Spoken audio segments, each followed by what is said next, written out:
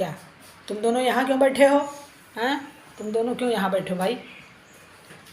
चलो एसी में सो चल के। ये जेजन बैठी है तो ये भी बैठा है। एसी में जाए क्या? ये दोनों यहीं बैठे हैं, सोच रहे हैं ये चले तो हम जाएं, वो सोच रहे हैं ये चले तो हम जाएं। दोनों लोग मस्ती से बैठे हैं यहाँ पे।